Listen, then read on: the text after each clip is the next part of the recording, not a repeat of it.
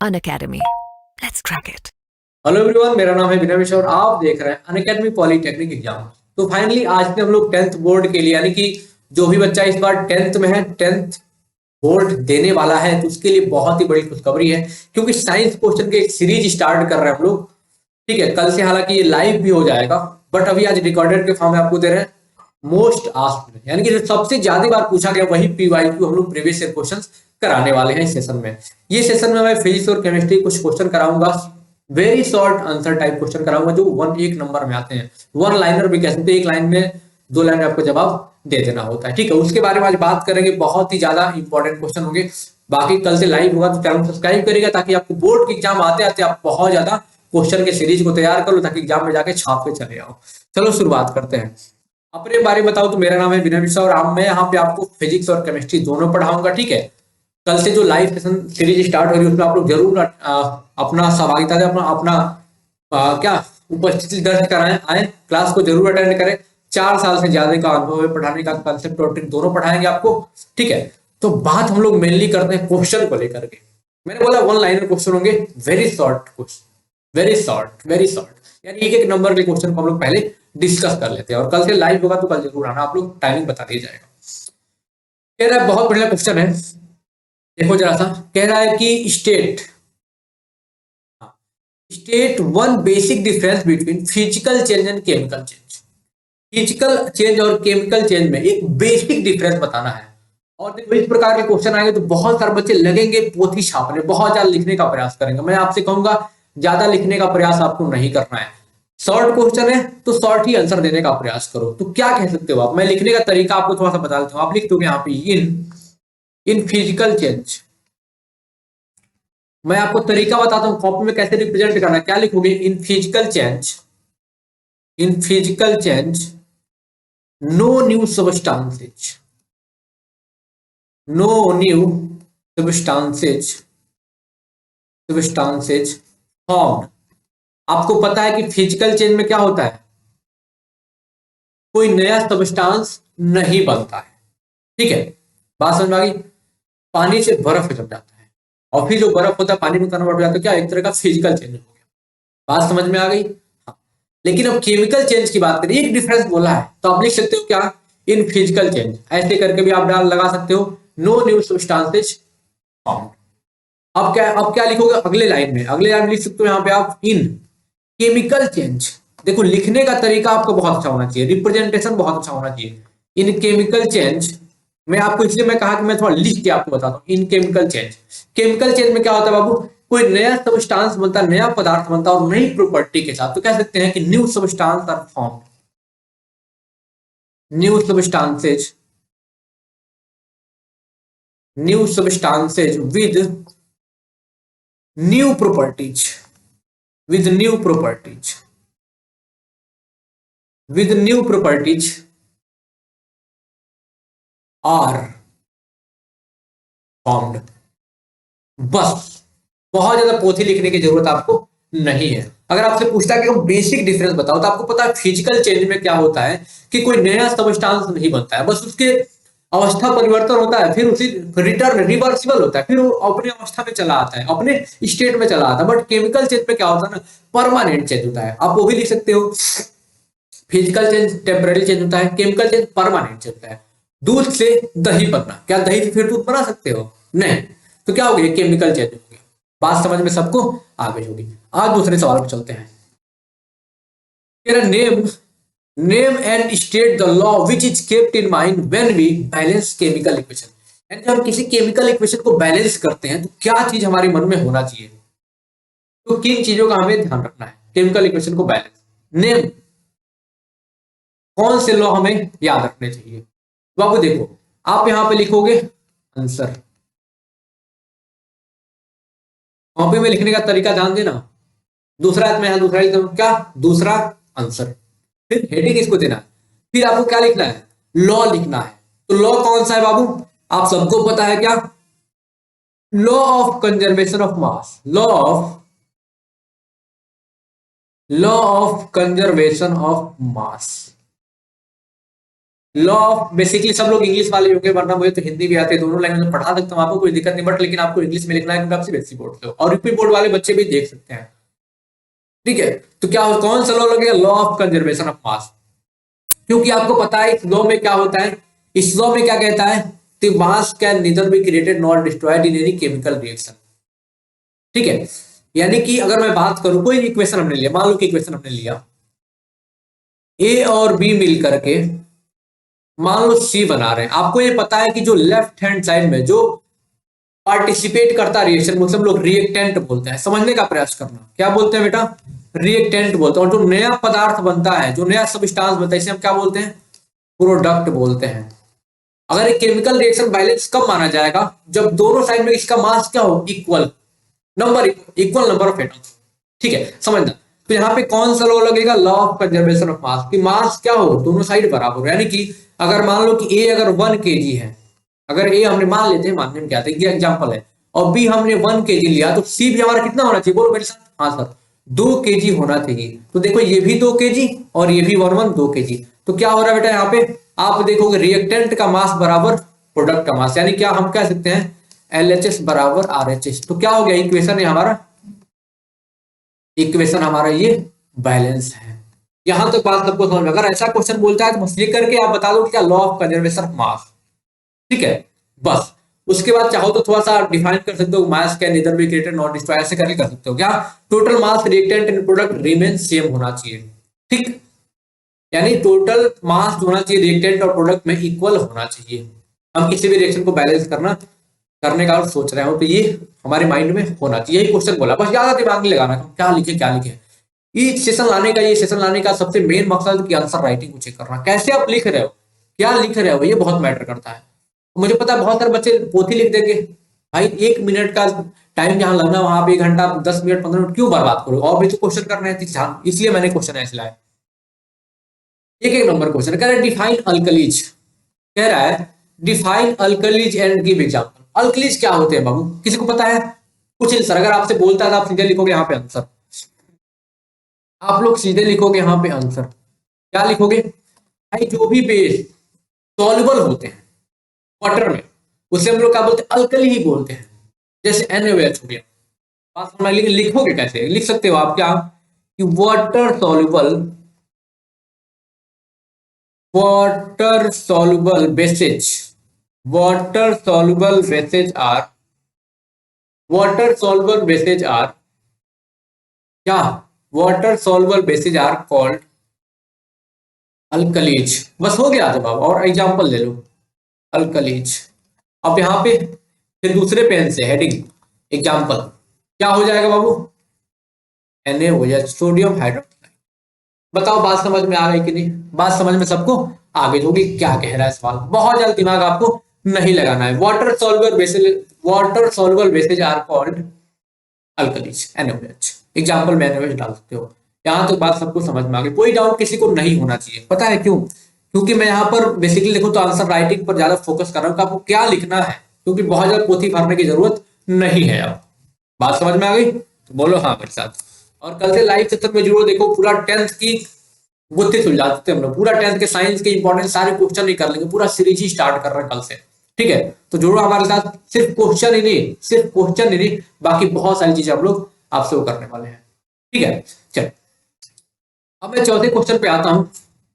देखो छोटा सा क्वेश्चन है, छोटा सा प्यारा सा क्वेश्चन है, जहां पर आपको लिखना आंसर। कह रहे कि right the chemical name and chemical formula of washing soda. तो ये बहुत ही प्यारा सा छोटा सा क्वेश्चन, सबको पता भी है। केमिकल फॉर्मूला, आप यहाँ पे हेडिंग बनाओ क्या? Chemical formula. आप हेडिंग क्या बनाओ? कॉपी में कैसे लिखोगे? ऐसे लिखोगे आप केमिकल फॉर्मूला, और सबको केमिकल फॉर्मूला याद भी होगा। या फिर बराबर का इक्वल का साइन लगा दो, या फिर एरो, कोई दिक्कत नहीं है। क्या हो जाएगा बाबू? Na2CO3 और 10H2। यही क्या हो गया? यही आपका फॉर्मूला हो गया। किसका फॉर्मूला हो गया बाबू? वॉशिंग सोडा का। जितने भी केमिकल कंपाउंड से बाबू इंपॉर्टेंट, एसिड बेसिस सॉल्ट में आप पढ़ रहे हो, एकदम पूरा याद कर लो। प्लास्टर ऑफ पेरिस से लेकर जिप्सम से लेकर के NaOH, सब कुछ आपको एकदम अच्छे से याद हो, क्योंकि वहां से क्वेश्चन बनते हैं, इस बात का ध्यान रखना। तो केमिकल फॉर्मूला बोला है, ठीक है, केमिकल फॉर्मूला नेम भी बोला है। केमिकल फॉर्मूला लिख दिया, और केमिकल फॉर्मूला नेम भी मान लो क्या हो जाएगा, नेम सबको पता है कि नहीं बताओ? आंसर आसान है। देखो Na2CO3 सोडियम कार्बोनेट हो गया, तो क्या लिखोगे? सोडियम कार्बोनेट, समझना पड़ा अच्छे से, सोडियम कार्बोनेट, सोडियम कार्बोनेट 10 है, 10H2O, तो डेकाहाइड्रेट, डेकाहाइड्रेट सब आपके एग्जाम उसमें एनसीईआरटी मिल जाएगा। डेकाहाइड्रेट, तो नाम क्या हो जाएगा? सोडियम कार्बोनेट, डेका 10 है तो Deka, decahydrate, sodium carbonate decahydrate, यही वॉशिंग सोडा है बाबू। बात समझ में आ गई आपको?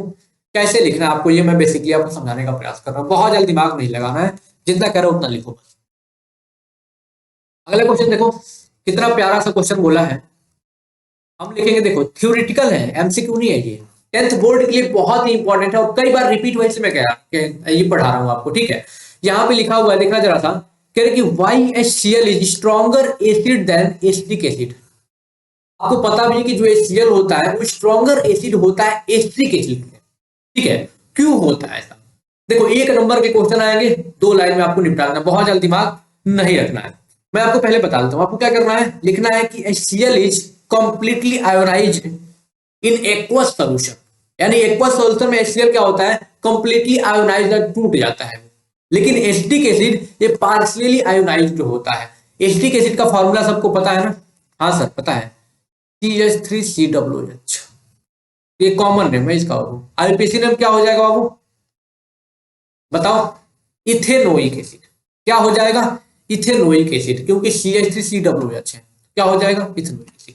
चलो इसकी बात को हम लोग करेंगे, तो क्या आंसर राइटिंग आप कर सकते हो? आप लिख सकते हो, मैं आपको बोलता हूं HCl is completely ionised in aqueous solution, यानी कि एक्वस सॉल्यूशन में क्या होगा? HCl पूरा कंप्लीटली टूट जाएगा H+Cl, बट जो एसिटिक एसिड होता है ना बाबू, ये कंप्लीटली आयोनाइज्ड नहीं हो पाएगा एक्वस सॉल्यूशन में, इसलिए क्या HCl is more stronger than acetic acid. यहां तक बात सबको समझ में आ गई होगी, ठीक, लिख लेना आप लोग। एक क्वेश्चन बहुत ही प्यारा सा है, ठीक है, जहां पर आपको एग्जाम में थ्योरी लिखना है। 10th बोर्ड के लिए इंपॉर्टेंट क्वेश्चन मैं करवा रहा हूं, बहुत ही इंपॉर्टेंट है, इस बात का आप लोग को ध्यान रखना है। ऐसा नहीं कि ABCD लगा के आना है, कुछ एमसीक्यूज भी होगा, लेकिन आपको इस प्रकार के क्वेश्चन आएंगे तो आपको लिखना है, पहले से आंसर राइटिंग भी ध्यान देना है। कह रहा है give composition of alloy, brass और ब्रॉन्ज का आपको क्या बताना है? कंपोजिशन बताना है, यानी आपको पता है ब्रास भी एलॉय है, ब्रॉन्ज भी एलॉय है, तो आपको ये एलॉय बताना, मतलब किनका किनका कंपोजिशन है। तो आप क्या लिख सकते हो? आप सीधे लिखोगे brass is an alloy of, किसका किसका है बाबू? सर कॉपर और जिंक, ठीक है। और क्या पूछा? ब्रॉन्ज बोला है, ब्रॉन्ज किसका बाबू? तो कॉपर और टीन का, Cu+Sn का, बस हो गया आपका जवाब। आप चाहो थोड़ा सा और बढ़ाना चाहो तो लिख सकते हो क्या? थोड़ा सा लैंग्वेज भी बना के इसमें लिख सकते हो, आप थोड़ा सा लैंग्वेज बना के भी लिख सकते हो क्या, कि brass is an alloy of copper and zinc, फिर यही लिख सकते हो। उसके बाद bronze is an alloy of copper and tin, कोई भी लिख सकते हो, और बाद साइड में ये भी दिखा सकते हो आप, कोई दिक्कत वाली बात नहीं है। बात समझ में आ गई? चलो अगला क्वेश्चन आ रहा है, सारे क्वेश्चन आपके रिपीटेड हैं, सारे PYQ हैं बाबू। इसका आंसर क्या लिखोगे? बताओ मेरे से बताओ। तो सर जैसे लिखा हुआ है CH3CH2OH लिखा हुआ है, तो आपको हेडिंग क्या लगाना? आयुपैक, यानी IUPAC। IUPAC नाम पूछा है तो क्या बताओगे? Name the compound. बेसिकली हम लोग IUPAC करेंगे, यहाँ पे क्या करें बताओ? सर 2 कार्बन है तो S हो गया, देखो मैं तरीका बताता हूं, और OH यानी एल्कोहल का फंक्शनल ग्रुप बताया बना है, OH क्या? एल्कोहल का फंक्शनल ग्रुप, और आपको पता है एल्कोहल है तो सफिक्स में क्या लगता है? लास्ट में नोमेनक्लेचर में OL लगता है, तो क्या इथेन तो लगा दो, लेकिन ई को हटा के क्या कर दो? O लगा दो, तो क्या हो जाएगा बाबू नाम? इथेनॉल हो जाएगा। और इसका कॉमन नेम हमें कमेंट बॉक्स में कमेंट करके बताइए, देखिए कितने लोगों को ये बात पता है। कॉमन नेम बता दो, चलो आप कमेंट करके मेरे को बताना कॉमन नेम क्या हो जाएगा।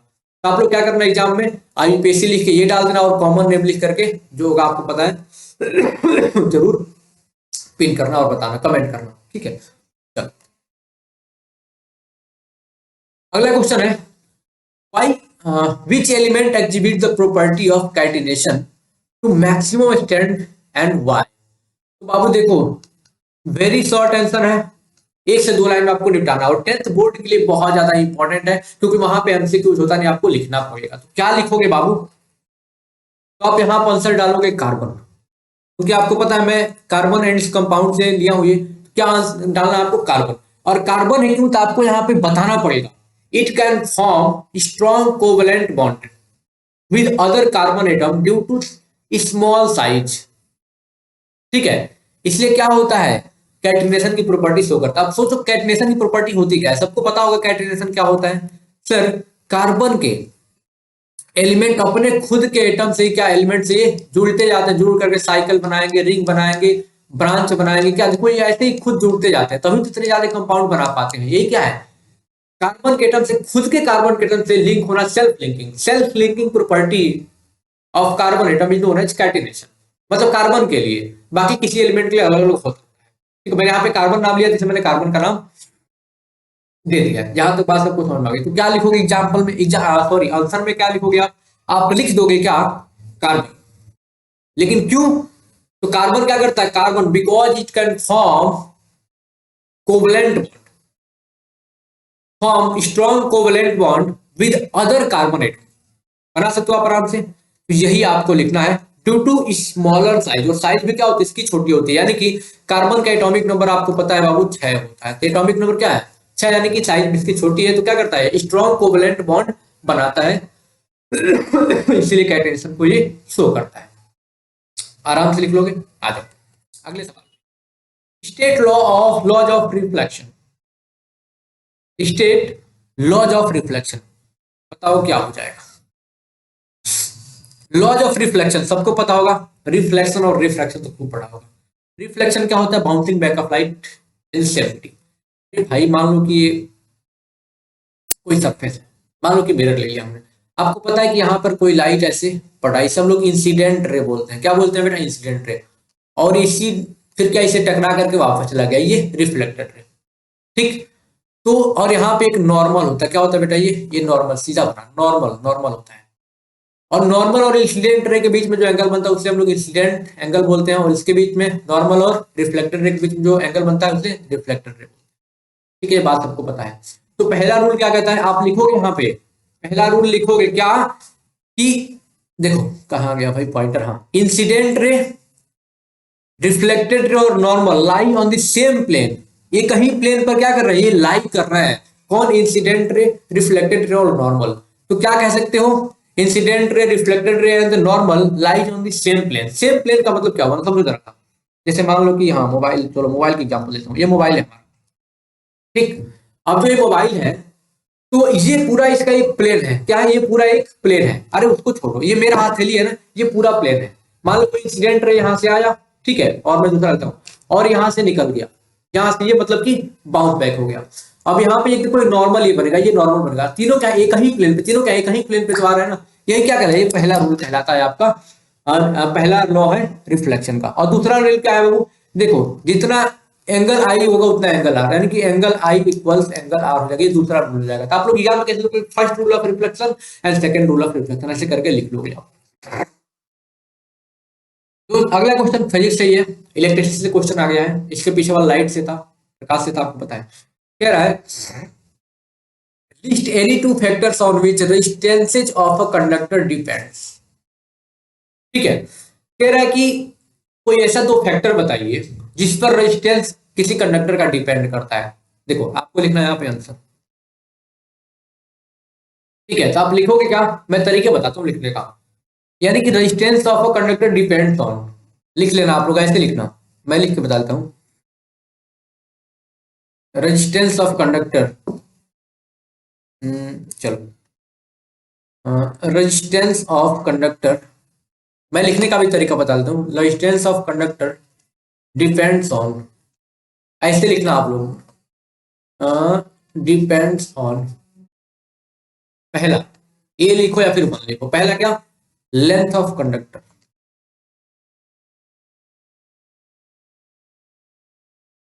Length of conductor, length of conductor यानी एल। क्या, तो आर जो होता है ना डायरेक्टली प्रोपोर्शनल टू एल होता है, R directly proportional to L होता है, पहला इक्वेशन बना। दूसरा किस पे डिपेंडेंसी होती है बाबू, एरिया ऑफ क्रॉस सेक्शन, उसकी मोटाई पर, एरिया ऑफ क्रॉस सेक्शन पे भी ये डिपेंड करता है। आप ऐसे मत लिख देना, बढ़िया सीखना आप लोग, ठीक है, मैं ऐसे लिख रहा हूँ, ठीक है, यानी ए पर डिपेंड करता है। कैसे होता है, R inversely proportional to area of cross section. ये सब आप लोगों ने पढ़ा होगा, मैं लिखने का तरीका बता रहा हूँ। दोनों कंबाइन कर दो क्या हो जाएगा, R equal to rho L by A. तो प्रोपोर्शनल साइन हटाओगे ना, दोनों कंबाइन करने के बाद इक्वेशन को होते है एक क्या आएगा, एक कांस्टेंट आएगा जिसे हम लोग रेजिस्टिविटी बोलेंगे, रो। तो क्या हो जाएगा, R equal to rho L by. बस ऐसा बना दो, दो चीजों पे डिपेंड अभी कर रहा है, तो लेंथ और एरिया ऑफ क्रॉस सेक्शन आप ले सकते हो। बात समझ में आ गई? हाँ सर। स्टेट ओम्स लॉ, भाई ये बहुत ही दबंग क्वेश्चन है, रिपीटेड क्वेश्चन है, जो कि खूब बनता है। ये जो क्वेश्चन है ना, भरपूर आपके एग्जाम में बना है, आपके एग्जाम में बन जाता है। एग्जाम की बात छोड़ो ना, आप अगर 9th 10th में है ना, तो राह चलने वाला आदमी आपसे पूछ लेता है, अच्छा वो मतलब बताओ बेटा, भले उसको ना पता हो लेकिन आपसे पूछ लेगा। पता है क्यों? क्योंकि बहुत ही रिपीटेड है। एक तो एग्जाम में बहुत ज्यादा आते हैं और सबके मुंह पे रहता है, सबके जुबान पे रहता है। अच्छा 20 साल पहले पढ़ा था उसको भी ओम्स लॉ याद होता है। तो ओम्स लॉ होता क्या है, तो ये आप लोग एकदम, इसलिए मैंने पूरा स्टेटमेंट यहाँ पे दे दिया, आप लोग ये लिख सकते हो, आप लोग बता सकते हो, एग्जाम में रिप्रेजेंट कर सकते हो। और भी इसमें कुछ ऐड करूंगा, टेंशन मतलब। कह रहा है if the physical condition of conductor remain same, यानी कि जो कंडक्टर ले रहे हैं हम लोग, जो वायर ले रहे हैं, उसका फिजिकल कंडीशन यानी कि टेम्परेचर प्रेशर सेम, ऐसा नहीं कि टेम्परेचर बढ़ा दिया प्रेशर बढ़ा दिया, ठीक है, और सेम कंडीशन हो, क्या हो, कंडीशन क्या हो, एकदम कांस्टेंट हो, तो current through a conductor is directly proportional to potential difference between the two ends of a conductor. समझने का प्रयास करना, यानी जो करंट उसमें फ्लो कर रहा है वो डायरेक्टली प्रोपोर्शनल किसके होगा, पोटेंशियल डिफरेंस अक्रॉस एंड्स, यानी I directly proportional to V, या फिर हम ऐसे भी कह सकते हैं V directly proportional to I. बस हो गया हमारा। अब यहां से कांस्टेंट आएगा, ये यहाँ पे कांस्टेंट आएगा जो प्रोपोर्शनल साइन को हटाएगा आर, तो क्या हो जाएगा V equal to R I, या फिर हम कह सकते हैं V equal to I R. ये आपने पढ़ा होगा ना, यही क्या, यही आपका ओम्स लॉ है।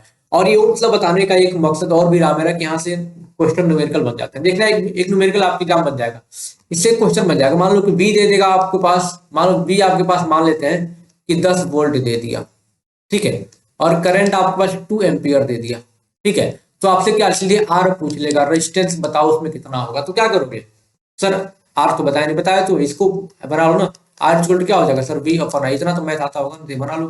तो आर इक्वल टू यहाँ पे क्या हो जाएगा बेटा बताओ sir, R equal to V कितना है 10, आई कितना है, यानी कि 5 ओम हो जाएगा। क्या हो जाएगा बेटा, 5 ओम हो जाएगा। बात समझ में आई? तो ये बताने का मकसद ये भी है कि यहाँ से क्वेश्चन आपके एग्जाम में बन जाते हैं, आपके एग्जाम में क्वेश्चन बन जाते हैं। बात समझ में आ गई? SI unit of resistivity, resistivity की एसआई यूनिट क्या होती है, ये कई बार आपके एग्जाम में पूछा गया है और बच्चे गलती कर देते हैं। क्या लिख दोगे कि SI unit of resistivity is, आप उसी में बढ़ा दोगे क्या, ओम मीटर। ओम मीटर इसका रजिस्टिविटी आप मतलब एसआई यूनिट, एसआई मात्रक बता सकते हो। क्लियर है? इसमें कोई डाउट किसी को नहीं होना चाहिए। पढ़ लेंगे सवाल पे, और कल से जो लाइव सेशन होगा ना वहां पर डिटेल में डिस्कस करूंगा, एक एक टॉपिक को लेकर मैं पूरा डिटेल में डिस्कस करूंगा, साथ में क्वेश्चन भी करूंगा, ठीक है। तो कल से लाइव सेशन में जरूर आना। कैसे पता चलेगा, चैनल को सब्सक्राइब करके रखे रहोगे ना, आपको नोटिफिकेशन जाएगा। हाँ बेल आइकन भी दबा लेना और ऑल पे क्लिक कर लेना। कह रहा है कि why do we use copper and aluminium wire for transmission of electric current. Transmission यानी कि हमारे घर में जो बिजली आती है ना, बिजली, हाँ इलेक्ट्रिक करंट जो आती है वो पंपों के माध्यम से, मतलब ट्रांसमिशन जो होता है ना, कि कहीं बिजली जहां पे बनती है वहां से हमारे घर में आती है, वही आना क्या हुआ, ट्रांसमिशन हो गया। तो किस वायर में, तो हम लोग कॉपर और एल्यूमिनियम वायर का यूज अधिकतर क्यों करते हैं, ट्रांसमिशन के लिए। या फिर मान लो कि हम लोग का कंडक्टिविटी के लिए, कि भाई यहाँ से यहाँ बल्ब दौड़ा के वहां लेके जाना, तो कॉपर एल्यूमिनियम का ही मैक्सिमम क्या होता है, ये वायर होते हैं, ट्यूब होते हैं। तो अब देखो यहाँ पे लिखा हुआ हमने, यहाँ यही छाप सकते हो एग्जाम में जाके, copper and aluminium wires are used for electric transmission due to their low resistivity. Resistivity इसकी लो होती है और कंडक्टिविटी ज्यादा होती है, इसलिए इसका यूज हम लोग करते हैं। इसमें कोई डाउट किसी को नहीं होना चाहिए। बहुत ही प्यारा सा सुंदर सा क्वेश्चन है ये, ठीक। और ये आज का सेशन रखने का मेन मकसद पता है क्या था, कि आपको पता चले कैसे आंसर राइटिंग करना है। अगर वेरी शॉर्ट आंसर में आ रहा तो 1 नंबर का है तो भाई 1 से 2 लाइन निपटा दो, पॉइंट टू पॉइंट लिखने का प्रयास करो। अगर आपको पता नहीं है कि कैसे कॉपी को रिप्रेजेंट करना है, इसी पर एक लाइव सेशन में जाओगे आप, तो एक कल का वीडियो पड़ा हुआ है, आप जाके देख सकते हो कि कैसे हमने बताया कैसे कॉपी में लिखना है, कैसे आपको 100 मार्क्स लाने, वो सारे सेशन स्टडी सेशन हमने लाइव किए थे और बहुत ही हेल्पफुल और बहुत ही जबरदस्त का कंटेंट है उसमें। आप जाके देखोगे तो आपको लगेगा हाँ सर वाकई बहुत ही मजेदार कंटेंट है, तो जाके आप लोग जरूर देखना उसको, ठीक है। एक अगला क्वेश्चन है, define electric circuit. Define electric circuit, circuit नहीं सर्किट, ठीक है।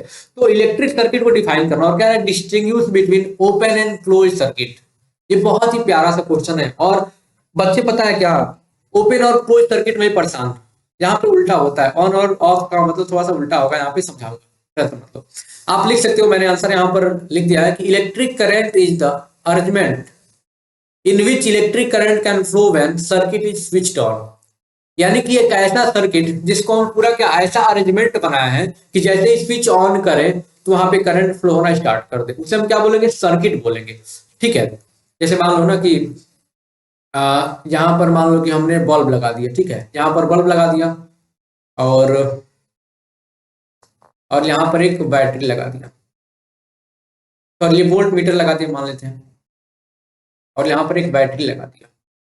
या फिर हम ऐसा करते हैं ना, यहाँ पे बैटरी पूरा लगा लेते हैं। हम क्या करते हैं, हम बैटरी पूरा लगा लेते हैं। क्या करते हैं बेटा, बैटरी पूरा लगा लेते हैं, आपको पता है। और यहाँ पर एक की लगा देते हैं, क्या लगा लेते हैं, की लगा देते हैं। अभी अमीटर वोल्ट मीटर का चक्कर छोड़ो आप, अभी का वो सर पैरेलल में आप कनेक्ट कर रहे हैं, सीरीज में कनेक्ट कर रहे हैं, उसका मैं बताऊंगा, टेंशन मत लो। बट अभी समझो कि पूरा बैटरी लगा हुआ है, ठीक है, ये बैटरी लगा हुआ है और ये की लगा हुआ है, ठीक है।